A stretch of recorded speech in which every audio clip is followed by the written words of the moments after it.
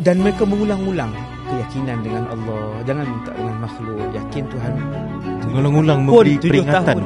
7 tahun masuk dalam, bagi tahu bahawa pergantungan mesti dengan Allah. Allah tak suka kamu minta dengan makhluk. Allah benci dan kecil hati bila kamu minta dengan makhluk. Ayat tu diulang. Dan Allah begitu suka untuk kamu ulang-ulang minta dengan dia walaupun secubit garam.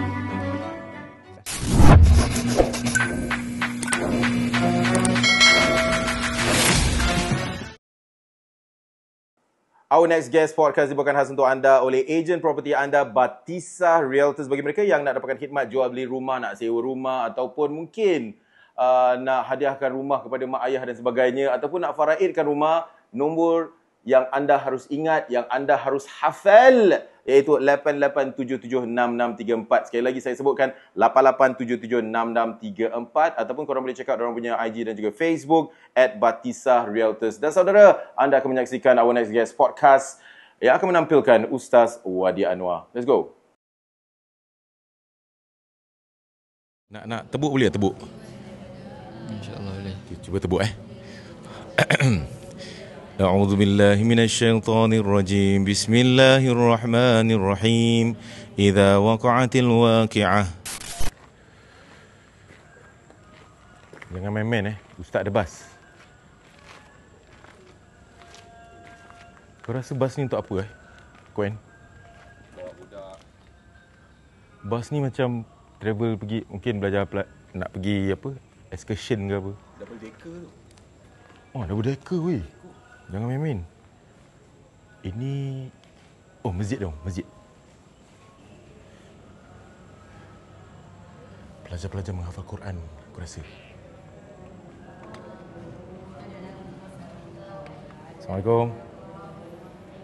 Ambil video jap, video je. Baca. Ini pelajar-pelajar, diorang sedang menghafal Quran. Nak tanya sikit, dah hafal berapa juzuk lah? Alhamdulillah, khatam dah 30 juzuk. Dah berapa dah? 30 juzuk. 30 juzuk guys. Masya Allah, 30 juzuk. Nak tebuk boleh tebuk? InsyaAllah boleh. Cuba tebuk A'udzu billahi minasyaitonir rajim. Bismillahirrahmanirrahim. Idza waqa'atil waqi'ah. Sambung. أعوذ بالله من الشيطان الرجيم ليس لوقعتها كاذبة خافضة رافعة إذا رجت الأرض رجا وبست الجبال بسا فكانت هباء منبثا. Baik, terima kasih. Itu saja. 30 juzuk guys. Ni diorang tengah hafal Quran. Kita jangan kacau diorang Jom.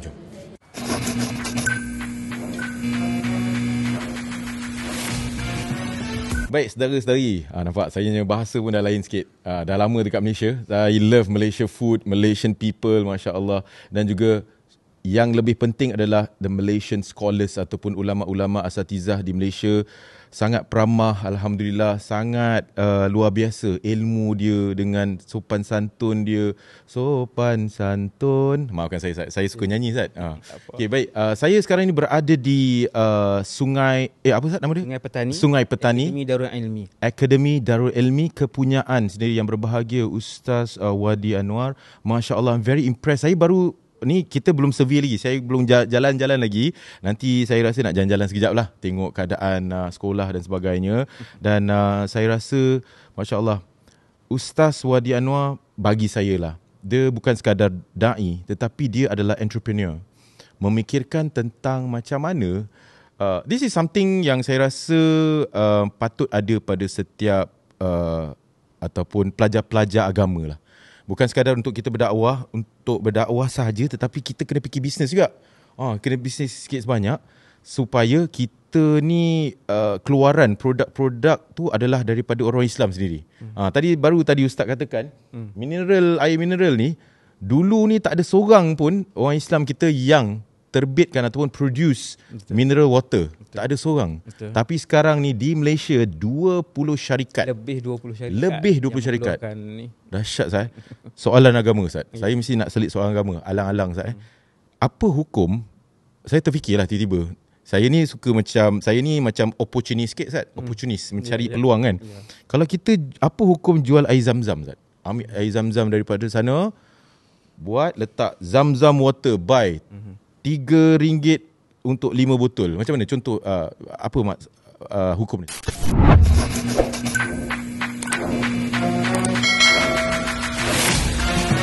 Bicara mengenai hukum menjual air zam-zam, bukan aku nak tanya korang pasal hukum dah haram ke apa. Macam what you think about, let's say lah, aku bawa balik daripada umrah, pergi kat korang macam, nak beli air zam-zam murahnya 1 liter. Air zam-zam betul, air zam-zam ni. Aduh, ringan-ringan lah, $5 $5. I think kalau you jual secara business, I don't think it's right. As a business, kalau you mark it up atau sebagainya. Oh, kira macam aku buat kat Instagram macam dapatkan air zam-zam. Literally, But tapi aku rasa sebagai macam, let's say dia provide you satu kemudahan. Right? Kalau benda ni macam, let's say diorang nak kena pack benda tu dalam botol dan sebagainya. But they don't charge some crazy price lah. Because as we all know, religion is a very lucrative business.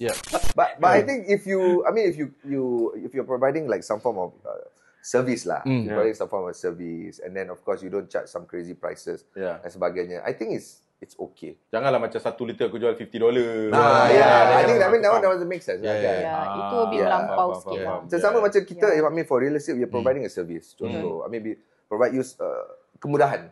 So you tak payah nak fikir, you tak payah nak stress sangat tentang you punya sale transaction, you punya pembelian, mana nak duduk, you punya timeline dan sebagainya. So we providing you a service. So of course if we charge some crazy price, of course you are smart enough to pergi kat orang lain lah. Pasal dia tak masuk akal benda-benda gini kan. Jual air zam-zam hukumnya harus. Boleh? Boleh. Sebab ada orang tak boleh pergi Mekah. Dia tak mampu. Salah lah pakcik yang dekat kedai kopi saya tanya tu. Saya duduk lepak dengan pakcik tu, ada dekat Singapura lah. Tapi mungkinlah pakcik-pakcik mana pun kadang-kadang melalut pun jawapan kan. Cakap, cik, saya rasa saya nak buat air zam. Betul-betul saya tanya. Mana boleh, haram kau ni, mana boleh pergi Mekah, biar Mekah tu. Dia cakap itu lah, haram. Dia cakap, haram ke? Jadi boleh sebab memberikan peluang kepada orang. Ada orang yang tak ke Mekah, jadi mereka juga berkeperluan kepada air zam-zam ni untuk ambil keberkatan, untuk apa sahaja Nabi sebut, zam-zam 5 syuribalah. Air zam-zam itu mujarab atas apa saja niat ketika kita minum. Tapi kalau kita jualkan pada orang, boleh lah maksudnya? Boleh, harus kita jualkan zam-zam. Maksudnya penat lelah kita dah pergi sana nak ambil tu, kita maksudnya bayaran dia bayaran kat situ kan? Kos ini kan? Kos kan? Tak ada masalah. Okey, baik. Terima kasih Ustaz. Baik, kita kembali dengan perusahaan Ustaz Wadi ni. Yang mana kita dapat lihat lah, saya tengok Wikipedia Ustaz. Saya tengok, selalunya orang-orang yang berada dalam Wikipedia adalah orang-orang yang masyhur. Termasuk Ustaz sekali. Ustaz ada kat Wikipedia. Saya tengok kan, macam, Ustaz ada kat Wikipedia, dahsyat lah. So apa yang diketengahkan kat situ, hopefully betul lah kan. Ada kadang-kadang Wikipedia pun kadang-kadang dia ubah-ubah kan. Orang luar boleh ubah. Kena kan? tengok lah, kadang bahaya. Jadi tu rasa saya nak double check dulu Ustaz. Jadi perusahaan Ustaz Wadi Anwar, sekolah ada. Ada sekolah. NGO ada. Ada, alhamdulillah. Travel agent ada. Tak ada. Tu mungkin saya yang tambah Ustaz. Bukan orang, saya yang tambah. Jadi NGO ada, madrasah ada. Macam mana Ustaz boleh mula untuk adakan sekolah dan kenapa NGO dan sebagainya lah. Mula-mula awal sekali perusahaan Ustaz adalah untuk madrasah. Betul. Macam mana Ustaz boleh ada idea ni Ustaz? Waktu balik saya memang terus menceburkan diri dalam pendidikan. Yang minggu pertama saya beritahu tadi ni. Selama lebih kurang saya ambil pengalaman mengajar. Saya ambil pengalaman mengurus. Saya jadi guru disiplin, guru kaunseling. Saya memang suka untuk pengalaman sebab saya nak buka sekolah. Bila tahun pertama balik saya dah mengajar, dah setahun, lebih 2 tahun saya nak buka sekolah. Saya balik sembang dengan mak. Mak kata jangan. Tak cukup pengalaman. Okey. Ibu dia ni orang kampung je, tapi dia punya ayat tu saya subhanallah. Mak kata jangan. Belajar loh. Tengok cara orang urus macam mana. Betul juga. Betul ya. Bukan betul juga. Memang Jangan terjun botol lah. Kalau saya terus buat waktu tu, Oh. awak reti ke bahagian admin, bahagian susun syllabus, bahagian kewangan. Ya. Saya pun ikut. Memang macam dulu macam tu lah. Saya kata okey, tak apa, saya belajar. Daripada satu sekolah ke satu sekolah, 4 buah sekolah semua sekali dalam 8 tahun. Oh, Ustaz kaji, Ustaz Saya buat kaji. research. Sekolah ni jenis ni, macam ni pengurusan dia, guru dia berapa jenis, syllabus ada berapa, ada UPSR, ada PMR, ada SPM. Macam mana nak uruskan pelajar STAM, Sijil Tinggi Agama. Jadi saya masuk satu sekolah tu, saya tengok. Mak suruh belajar kan. Kemudian dah habis, baru bagi tahu kat mak nak beli tanah, nak buat sekolah. Ustaz beli tanah Ustaz Masya Allah. Inilah Ini Ustaz beli tanah dia. beli tanah ni. Wow. Macam mana dalam segi kewangan financially, adakah Tadi tak jawab itu. okey sorry Saya pernah buka. saya macam ter-excited pula. Betul. Nampak macam memang semangat tu. Simpan semangat. tak? Semangat Saya kena pun simpan nak sikit. kontrol. Tak apa, Ustaz kontrol saya Ustaz. Saya kalau bab-bab ni saya ni semangat. Jadi soalan apa tu? Itulah. Jadi macam kenapa, apa yang buatkan Ustaz teruja untuk buka sekolah tu? Daripada mak mengajar untuk buka sekolah. Lepas tu start pelan-pelan tengok Dengan 8 sekolah. NGO tu. NGO. Okey, clear. Satu lagi. Okey, clear. Maafkan saya Ustaz. Jadi saya pun memang nak buka sekolah. Jadi saya dah pergi banyak sekolah, banyak jenis belajar sebab sekolah Yeah, ni, sekolah of course. ni banyak jenis belajar. Saya pun berhasrat untuk buka. Saya beli, ini adalah hutan kesemuanya. Betul. 4 ekar ni adalah hutan keseluruhan. Dia bukan macam ni. Saya Pada awalnya hutan saya semua. berdiri di sana, di jalan, di belakang sana. Daripada jauh saya tengok hutan tu. Kan nak buat sekolah. Macam mana nak buat sekolah dalam hutan ni? Tapi alhamdulillah Allah SWT bantu. Tapi kalau statement Ustaz tu kelakar tau. Macam mana nak buat sekolah dalam hutan? Ui, kelakar. Betul yang saya sebut. Betul, macam mana Ustaz terfikir nak buat dalam hutan Sebab saya nak pelajar saya jauh daripada bandar. Lepas Okey. tu Tak nak dia ada distraction. udara dia pun sini memang hari-hari lah sampai hari ni. Oh, sedap udara. Udara dia kalau pagi, malam, saya tutup aircon untuk kipas di rumah lah. Ya? Pagi pukul 2 tu saya akan tutup dah. Sejuk sampai hari ni. Dalam Fresh. mana Ustaz buka ni, ada binatang-binatang kat dalam tak ada Pelbagai. Ada Semua jenis. Ui, ni betulnya hutan betul lah ni. Sawa, ular teduk. Oh, ya ke? Biawak. Patut babi, Ustaz kaki naik atas. Semua. Tak ada apa Tak ada. Teruk sangat tu. Oh, tak ada. Gurau Ustaz. Okey, jadi teruskan Ustaz. Sebelum saya terlupa. Saya excited sangat tu, maafkan saya. Kemudian akhirnya saya buka sekolah, dah selesai. Itu macam mana saya buka sekolah, inilah. Masya Allah. Dan saya buat model saya sendirilah yang ni. Okey, ini yang saya nak tanya. Sebelum saya terlupa, maafkan saya Ustaz. Model pengajian, konsep, prinsipal. Pastinya saya kalau lihat, saya pernah dalam rakaman ni, kita touring lah, travel sana, travel sini. Saya pergi di Indonesia, di Jawa Timur, Surabaya, Jawa Timur. Luar biasa pesantren, setiap pesantren dia punya adalah hasil daripada bantuan masyarakat terhadap kiai-kiai yang luar biasa ilmunya. Terus ada, dan setiap pesantren ada dia punya own prinsip dia. Ni lain, yang sebelah sini lain. Kalau Ustaz pula sama ke, ataupun Ustaz sendiri ada your own principle? Saya pusing sekolah, 4 buah sekolah saya mengajar. Jadi pengalaman saya di beberapa sekolah tu berbeza. Saya gabungkan. Wow. Dulu sekolah menengah pun saya sekolah asrama penuh di Maktab Mahmud Al-Ustaz. Memang pelajar Maktab Mahmud ni kalau guru tak ada pun tak ada orang melompat.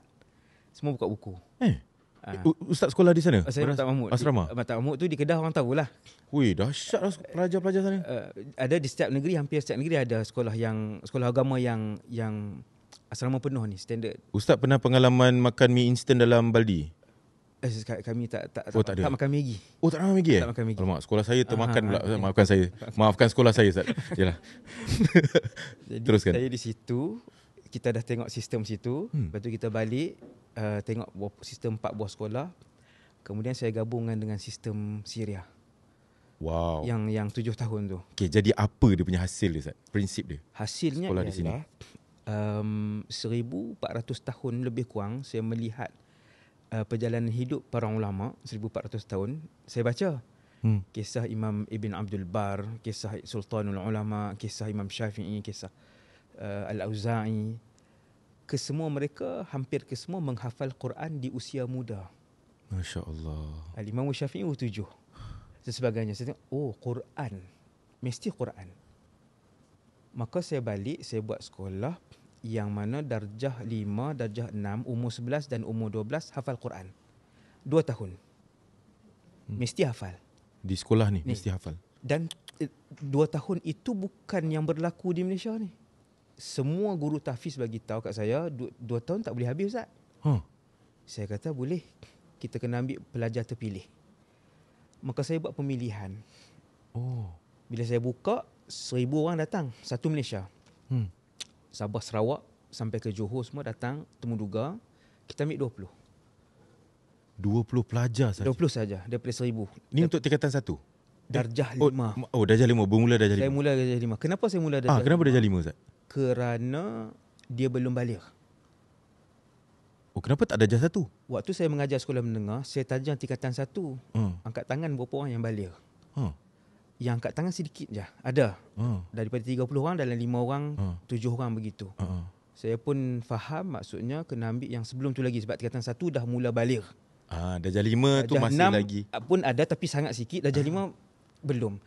Kalau darjah 1 Ustaz belum tak ada, memang tak ada lah. Tak ambil darjah 1. Kenapa tak ambil darjah 1 sampai darjah 4? Terlalu muda. Dia punya bekas nak isi Quran tu tak cukup kuat.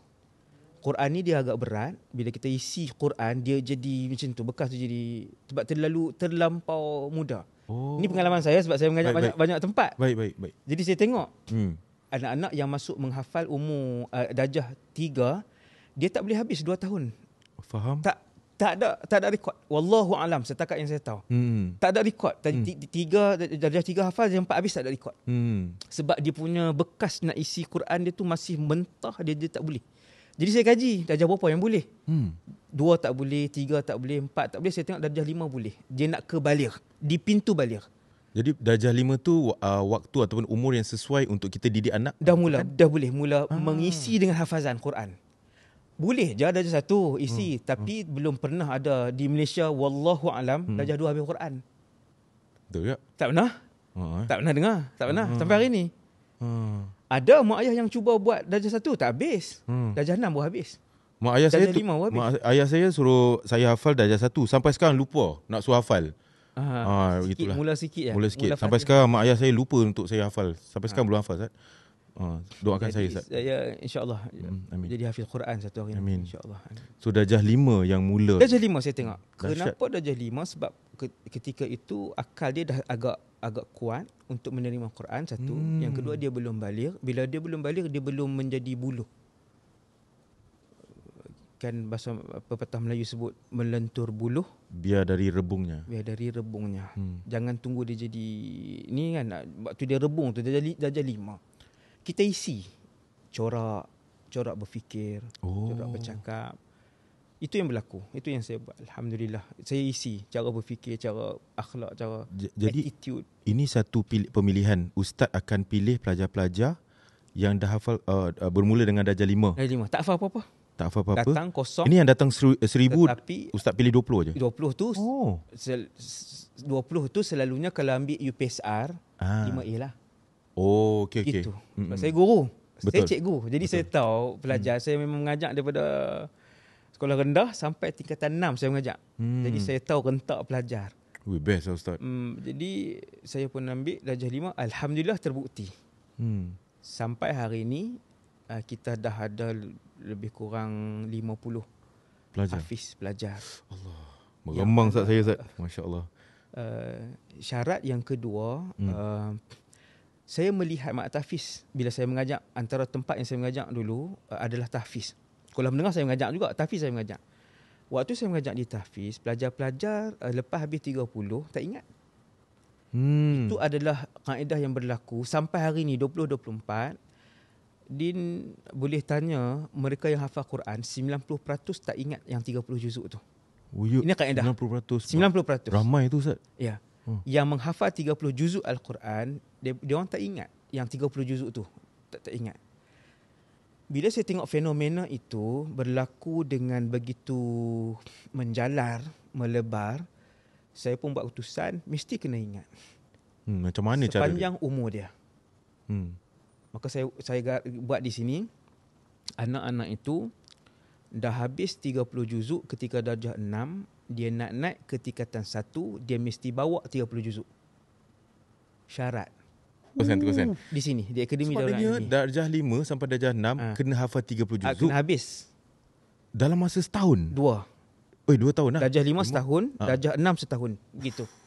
Okey. Ustaz terangkan dulu. So nanti nak naik tingkatan 1, kena test lagi. Test 30 juzuk. Kau Kalau tak boleh, keluar. Allah.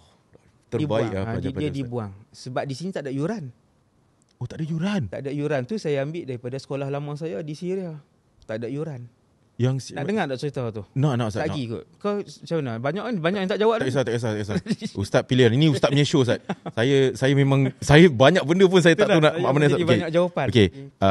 Konsep tidak membayar ataupun secara percuma yang datang ni adalah dapat daripada pengalaman di Syria. Okey, kita mulakan Syria dulu. Nak pergi Syria. Pergi Syria balik. Bila saya sampai Syria, bila kami nak masuk belajar, institusi pendidikan di sana, abang-abang senior beritahu tak ada yuran.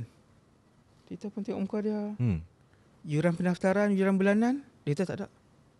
Asrama disediakan. Wih, makan ada. Masak sendiri. Itu yang best tu, cerita masak lagi. 2 minit lagi. Okay. Macam mana saya masak dengan 40 negara lain. Wih. Di tempat di kami punya asrama. Okey. Saya duduk asrama. Kenapa saya ambil masuk asrama? Pun ada cerita dia. Wih. Lagi banyak pula tu. Kita buat dalam 8 episod lah Kak Noh. Kita besok balik lah. Besok. Kita memang lepak sini. Best lah Ustaz. Aduh. Okay. Ustaz, teruskan.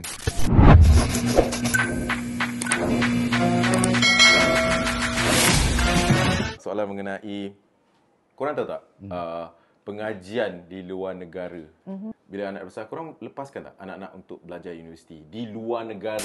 Ada, ini daripada cerita aku sendiri. Okay. Ada perubahan yang luar biasa apabila aku dekat sini dan aku dibuang di luar negara. Bukan buang lah. This is part of my father and momnya cara parenting. This is my rationale. Okay. This is my explanation. Bring it up. Aku rasa kalau nak kasi dia lepas, to me as a father, right? Of course, kalau Allah kasi rezeki, then she's talk about sponsorship lah, whatever. I'm not quite sure about that. I say, Daddy, I really want to go. I say, why? We have good universities in Singapore. People, I do rental. Chinese student come to Singapore, rent house, then want to go to NTU and stuff like that. You here, my daughter want to go overseas. So then she was saying, no, Dad, I really want to learn to be independent. I need the exposure. I need to understand what I'm missing. Okay. I'm okay, to be honest, but at the end of the day, the decision maker is not me. You know all this time, for your whole life, every decision making you do is from mommy. It's not from daddy. Right? My wife's rationale is this. My wife was very quick to say, Kak, mommy tak kasih. She got very emotional with the reason that she's supposed to give. So, mommy tak boleh lah. Mommy, kalau kakak berjauhan dengan mommy, I will feel lost, I will feel incomplete, and I don't know what's going to happen. Jadi Saya sampai free. Saya jadi termenung. Saya kata di Malaysia tak ada free. Jarang lah nak jumpa free ni dalam sekolah sampai free. 10% lah sekolah yang free. Betul. Semua berbayar lah. Ya. Kena faham juga sebab bil elektrik nak Nak ambil bayar. mana? Bil elektrik, bil air, maintenance, overhead. Betul. Bila free tu saya pun jadi termenung. Dia kata free. Saya tak percaya. Jadi bila dah daftar, saya masuk ke situ, temu juga ke Mahat Fathul Islami, alhamdulillah lulus. Alhamdulillah lulus, syukur pada Allah Ta'ala. Kemudian tak ada yuran.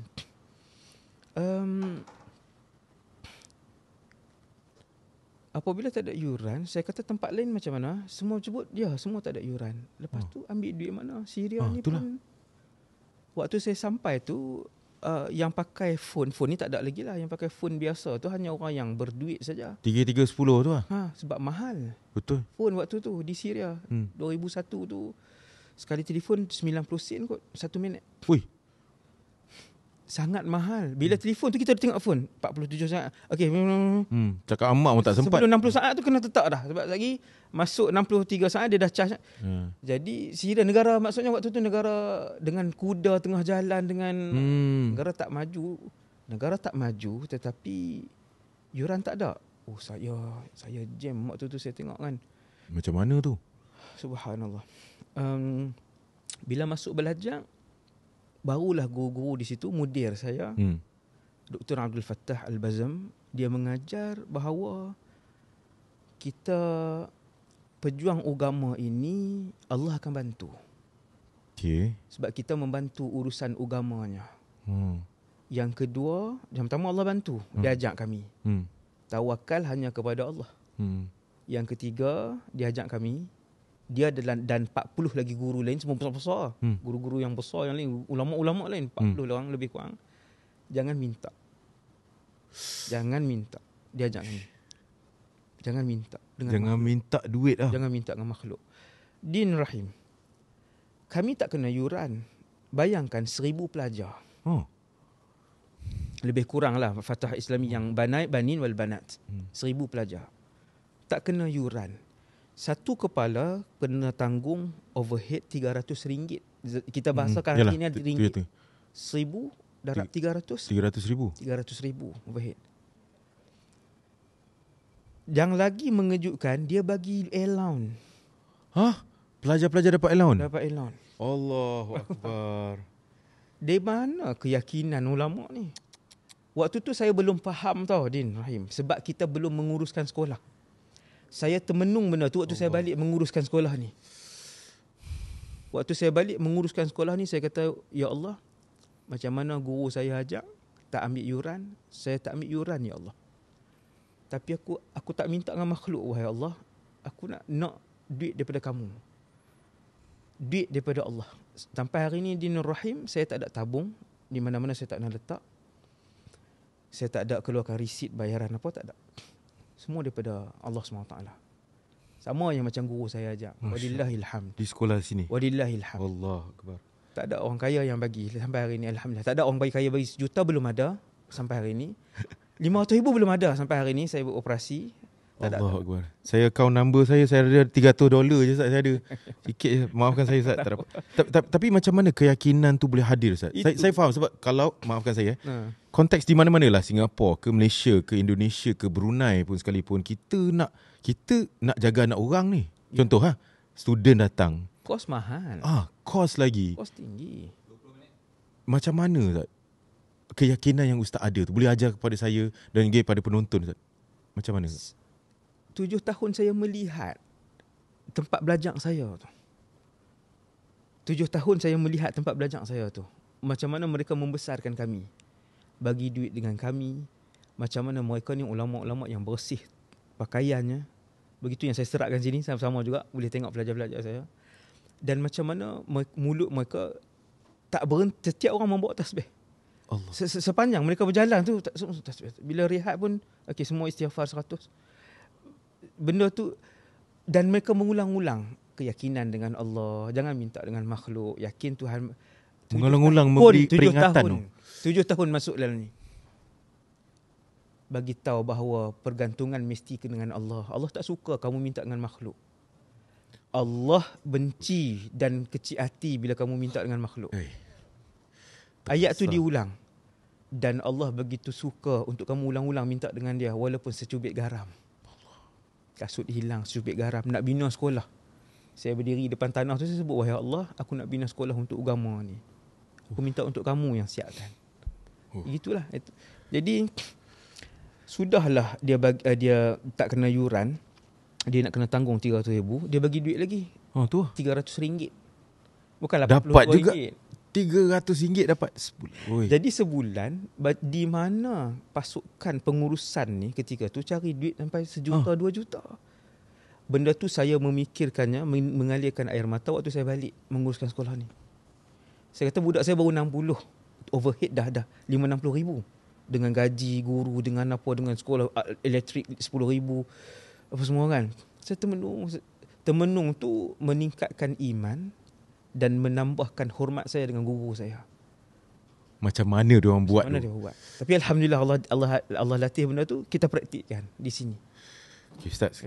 Wow, saya tak tahu macam mana. Dah habis 20 minit. Dah habis pula. Boleh kita tingkat Ustaz Wadi je 1 jam tak lagi? Okay, baik. Kita rehat sekejap Ustaz. Sebab saya ada Ustaz tadi nak kongsi sama satu cerita ni. Macam mana masak 40 orang apa tadi Ustaz dekat Syria tu? 40 negara? 40 negara lebih. Macam mana apa tu? Macam mana kami hidup satu tempat. Macam mana hidup satu tempat dengan 40. Berkongsi. Woi, ni dah macam World Cup Ustaz. Okay, baik, jangan ke mana. Terima kasih kerana menonton rancangan ini yang dibawakan khas untuk anda oleh ejen property Batisa Realtors. Dan bagi mereka yang nak dapatkan khidmat jual beli rumah, dapatkan segera hubungi mereka 88776634, 88776634. IG, Facebook, follow lah diorang @Batisa Realtors. InsyaAllah jumpa lagi. Ilal liqa. Assalamualaikum warahmatullahi wabarakatuh.